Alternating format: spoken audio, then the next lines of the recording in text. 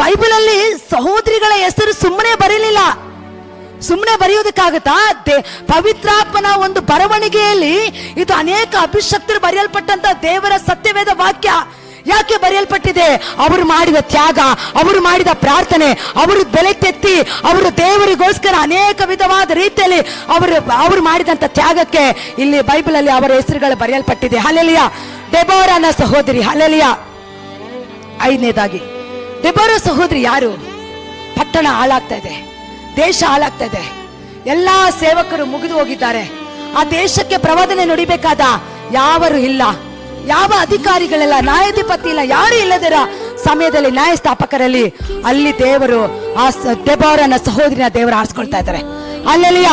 ಆ ಪಟ್ಟಣಕ್ಕೆ, ಆ ಪಟ್ಟಣವನ್ನು ಎದ್ದು ನಿಂತು ಪ್ರಾರ್ಥನೆ ಮಾಡಿ ಬಲವಾದ ರೀತಿಯಲ್ಲಿ ಹಾಡುಗಳನ್ನು ಆಡುತ್ತಾ ಒಂದು ಬೆಂಕಿಯ ರೀತಿಯಲ್ಲಿ ದೆಬೋರನ ದೇವರು ಅವಳನ್ನು ಶಕ್ತವಾದ ರೀತಿಯಲ್ಲಿ ಉಪಯೋಗಿಸಿದ್ರು. ಹಲ್ಲೆಲೂಯಾ. ಆಕೆ ಏನ್ ಮಾಡ್ತಾ ಇದ್ಲು? ಅಲ್ಲಿನ ಜನರಿಗೆ ನ್ಯಾಯವನ್ನು ಕೊಡಬೇಕು, ನ್ಯಾಯವನ್ನು ತೀರಿಸಬೇಕಂತೇಳಿ ಅವಳು ದೇವರ ಅಲ್ಲಿನ ಜನರುಗಳಿಗೆ ನ್ಯಾಯವನ್ನು ತೀರಿಸುವುದಕ್ಕೆ ಅವಳೊಂದು ಸ್ಥಳದಲ್ಲಿ ಕೂಡಿ ಬರ್ತಾ ಇದ್ಲು. ಹಲ್ಲೆಲೂಯಾ. ದೇವರ ಶಬ್ದವನ್ನು ಕೇಳಿ, ದೇವರ ಸ್ವರವನ್ನು ಕೇಳಿ, ದೇವರ ಮಾತನ್ನು ಕೇಳಿ ಅಲ್ಲಿನ ಜನರುಗಳಿಗೆ ಅವಳು ನ್ಯಾಯವನ್ನು ಕೊಡಿಸುವುದಕ್ಕೆ ಅವಳು ಸಿದ್ಧವಾದಳು. ಹಲ್ಲೆಲೂಯಾ. ದೆಬೋರ ಅಭಿಷೇಕ ನಿಮ್ಮ ಮೇಲೆ ಬರೋದಕ್ಕೆ ಹೋಗುತ್ತಂತೇಳಿ ಒಂದು ದಿನ ನಾನು ವಾಕ್ಯ ತೆಗೆದುಕೊಂಡಿದ್ದೇನೆ.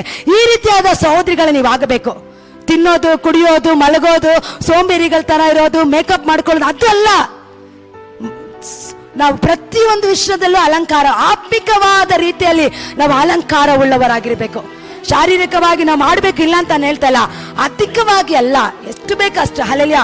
ಮೊದಲು ದೇವರಲ್ಲಿ ನಾವು ಅಲಂಕೃತವಾಗಿರ್ಬೇಕು. ಅದು ಮುಂದೆ ನಾನು ಹೇಳ್ತೀನಿ. ಅನ್ನ, ಆಕೆ ಅನ್ನಳು ಯಾರು?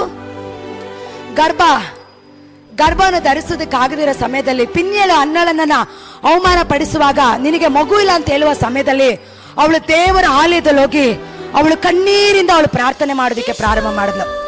ದೇವರ ಸನ್ನಿಧಾನದಲ್ಲಿ, ದೇವರ ನನಗೊಂದು ಮಗು ಬೇಕಪ್ಪ, ನನ್ನ ಅಕ್ಕ ಪಿನ್ಯೇಳ ನನ್ನನ್ನು ದಿನ ಅವಮಾನ ಪಡಿಸ್ತಾ ಇದ್ದಾಳೆ, ನಿಂದಿಸ್ತಾ ಇದ್ದಾಳೆ, ನನಗೊಂದು ಮಗು ನೀನು ಕೊಡು ಅಂತ ಹೇಳಿ ಅವಳು ದೇವರ ಆಲಯದಲ್ಲಿ ಬಂದು ಯಜ್ಞ ಪೀಠದ ಮುಂದೆ ಶಬ್ದವನ್ನು ಯಾರಿಗೂ ಕೇಳಿಸದಂತೆ ಮೂಕಳ ರೀತಿಯಲ್ಲಿ ದೇವರಿಗೆ ಮಾತ್ರ ಅವಳ ಹೃದಯವನ್ನು ಬಿಚ್ಚಿ ಅವಳ ಮನಸ್ಸನ್ನು ತೆರೆದು ದೇವರ ಸನ್ನಿಧಾನದಲ್ಲಿ ಕುಳಿತು ಅವಳು ಪ್ರಾರ್ಥನೆ ಮಾಡಿದ ಮೇಲೆ ದೇವರ ಮಕ್ಕಳೇ, ಅವಳ ಗರ್ಭದಲ್ಲಿ ಒಬ್ಬ ಸಮುವೇಲ್ ಪ್ರವಾದಿ ಹುಟ್ಟು ಬಂದನು. ಹಲ್ಲೆಲೂಯಾ.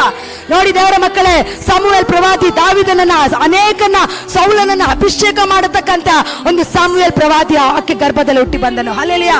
ಆಕೆ ದೇವರ ಆಲಯದಲ್ಲಿ ಹೋಗಿ ಪ್ರತಿನಿತ್ಯ ಅವಳು ಪ್ರಾರ್ಥನೆ ಮಾಡಿದ್ಲು, ದೇವರ ಸನ್ನಿಧಾನದಲ್ಲಿ ಕುಳಿತು ಅವಳು ತ್ಯಾಗ ಮಾಡಿದ್ಲು. ತ್ಯಾಗ ಮಾಡಿದ ಕಾರಣ ಅವಳಿಗೆ ಬಂದಂತ ನಿಂದನೆ, ಅವಳಿಗೆ ಬಂದಂತ ಅವಮಾನ